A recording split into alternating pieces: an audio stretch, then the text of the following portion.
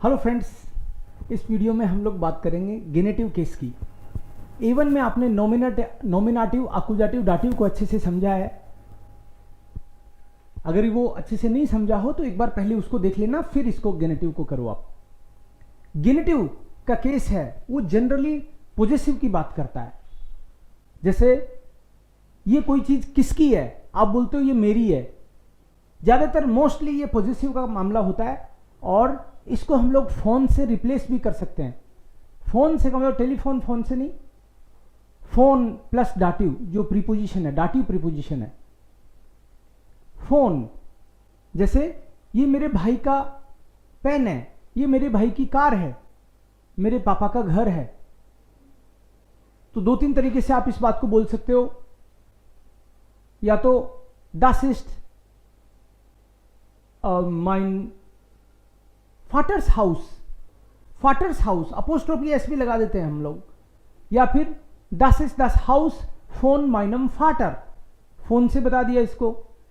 या फिर das house minus फाटर्स, ये दो थर्ड तरीका है।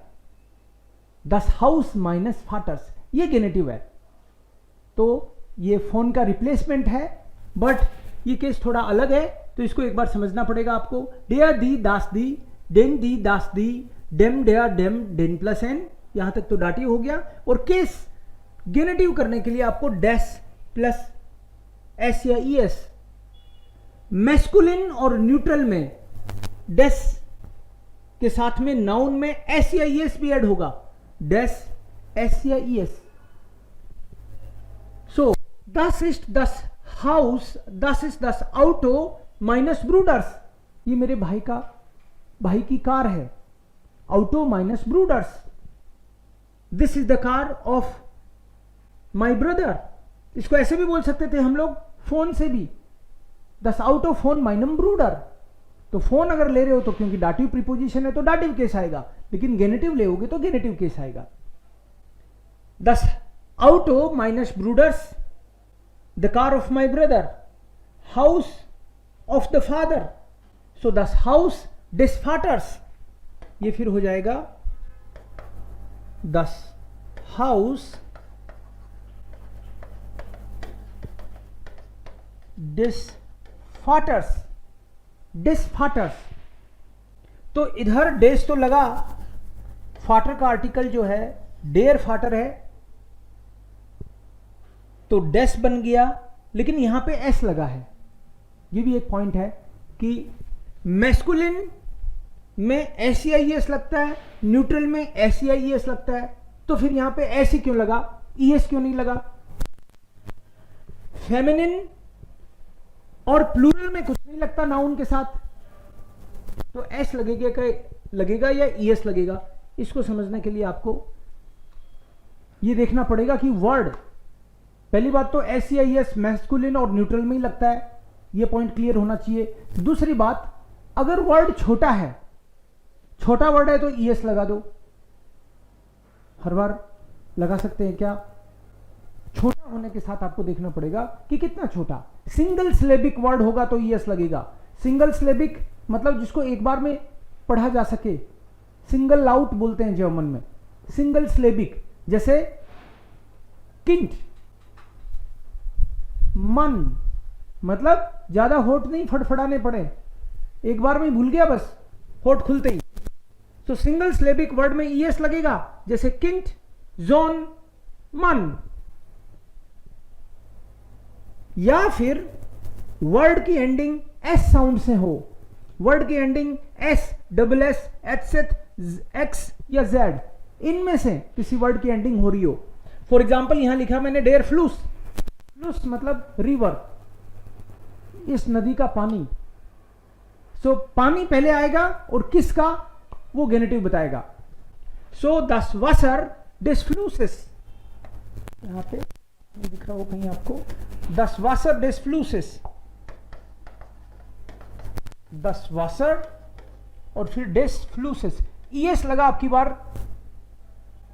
एस साउंड से वर्ड अगर खत्म हो रहा है और आर्टिकल भी डेयर फ्लूस होता है, सो डेस फ्लूसिस, ई एस लगा। तो ई एस लगाने का बस दो ही हिसाब किताब है, इसमें दो ही चीजें हैं, सिंगल सिलेबिक वर्ड या फिर वर्ड की एंडिंग एस साउंड से, और बाकी जगह केवल एस। जैसे फाटर, फाटर डबल सिलेबिक हो गया वो। या फिर इंस्टीट्यूट, फॉर एग्जाम्पल बड़े वर्ड होंगे तो वहां पे केवल एस ही लगेगा, आपको समझ में आएगा वर्ड देखते ही। जैसे सपोज इंस्टीट्यूट, सो इंस्टीट्यूट ये मल्टीपल सिलेबल वर्ड हो गया। 10 इंस्टीट्यूट होता है। अगर कोई बोले इंस्टीट्यूट के बच्चे, मतलब student of the institute for example, तो पहले तो स्टूडेंट्स ले लेंगे हम लोग, दी स्टूडेंटन डेस इंस्टीट्यूट्स।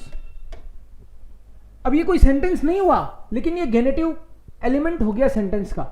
अब आपको क्या कहना है वो उस बात पे डिपेंड करता है कि इस इंस्टीट्यूट के स्टूडेंट्स तो बहुत इंटेलिजेंट है, तो कोई कह सकता है दी स्टूडेंटन डेस इंस्टीट्यूट्स sind sehr intelligent।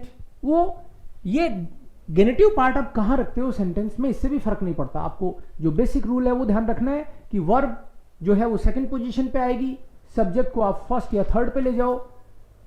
बाकी लैंग्वेज फ्लेक्सिबल है, उसमें कोई प्रॉब्लम नहीं है। बाकी और कुछ एग्जांपल यहां पे, 10 ऑटो डेस ब्रूडर्स, ये भाई का कार, भाई की कार है, ऑटो डेस ब्रूडर्स, तो ब्रूडर डबल सिलेबिक है, एस लग गया, आर्टिकल डेयर ब्रूडर होता है। 10 हाउस डेस फाटर्स, पापा का घर है भाई ये तो, सो हाउस डेस फाटर्स, एस लग गया।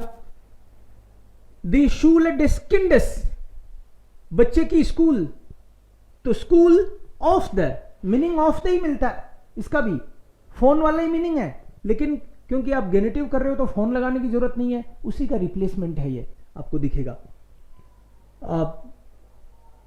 अगर मान लो बच्चे का नाम होता सूरज या दीपक, तो सीधे भी बोल सकते हैं हम लोग दीपक शूल, शूल है, दीपक शूल है भी बोल सकते हैं, एस लगा देते हैं। जैसे राम्स फाटर, अपोस्ट्रोफी एस नहीं लगाना, सिंपल एस लगा देते हैं, तो वो भी एक तरीका है। लेकिन यहां पे हम लोग गेनेटिव की बात कर रहे हैं। सो ये गेनेटिव केस चल रहा है अपना। सो टेबल जो है वो आपको लर्न करनी है डेयर के हिसाब से। यहां डेस, सो डे दी दास दी, डेन दी दास दी, डेम डेयर डेम, डेन प्लस एन। लेकिन गेनेटिव में डेस डेयर, बट डेस के साथ में एस या एस आएगा कि नहीं आएगा वो ध्यान रखना है।